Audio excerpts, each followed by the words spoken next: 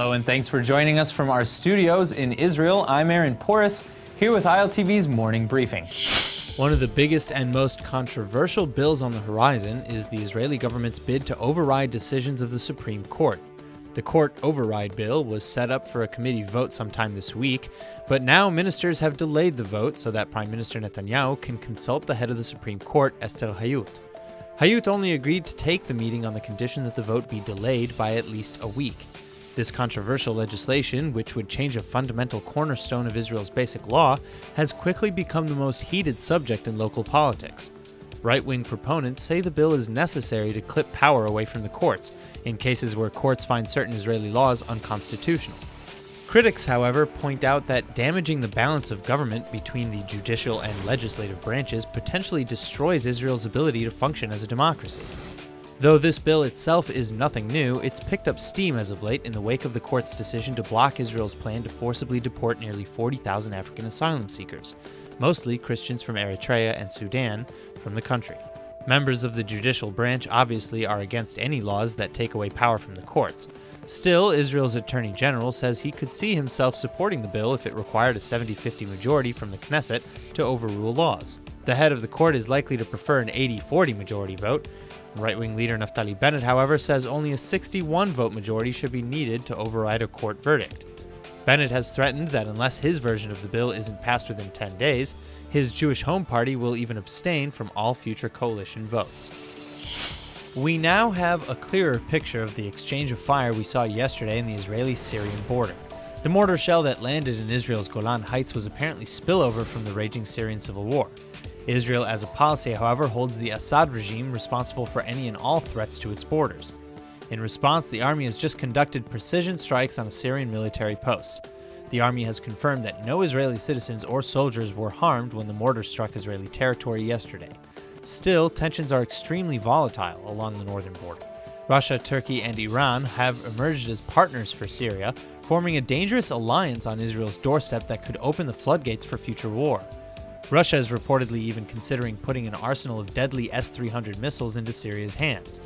Moscow has apparently warned Israel of dire consequences if the IDF does anything to disrupt such a handoff. Israel has carried out a number of operations, some secret, some not so secret, within Syrian borders to keep deadly weapons from reaching enemy hands. Russia has been accused of fostering the very power vacuum in Syria that has allowed Iran to gain such a tight foothold in the region, one that places Iranian militants and rockets within striking range of the Jewish state. Even if a war isn't immediately on the horizon, this is certainly a grim prospect that many in Israel see as a lose-lose scenario.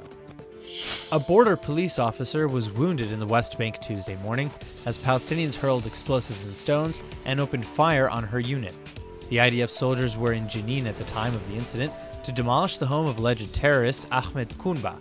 Kunba was charged with the murder of Rabbi Raziel Shevach in a drive-by shooting in the West Bank earlier this year. The wounded soldier has been taken to hospital for treatment, and despite the attacks, soldiers were still reportedly successful in carrying out the demolition order.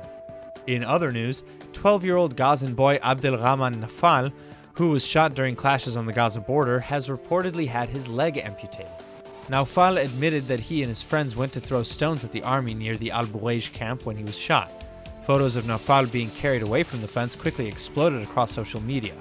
Nafal was taken to hospital in Gaza and then transferred to the West Bank for treatment, but doctors were not able to save the boy's leg. In the wake of several similar cases, international eyes are in Israel for alleged use of excessive force. Israel, however, points the finger at terror group Hamas, which orchestrated the 6-week-long violent demonstrations in the first place. Officials from the Israeli Customs Authority seized 38 individual shipments of illicit drugs at Ben Gurion Airport on Sunday, in what has become the largest single-day seizure in Israel's history. Israel may not be a large country, but the illicit drug market still accounts for about 6 billion shekels, and those drugs have to come from somewhere. In this case, the packages, primarily from the Netherlands and Spain, were detected thanks to drug-sniffing dogs employed by the Customs Authority Canine Unit. About 1,000 tabs of LSD, cocaine, meth, ecstasy, mescaline, cannabis, over half a kilo of cannabis tea, and more were all caught on their way into the country.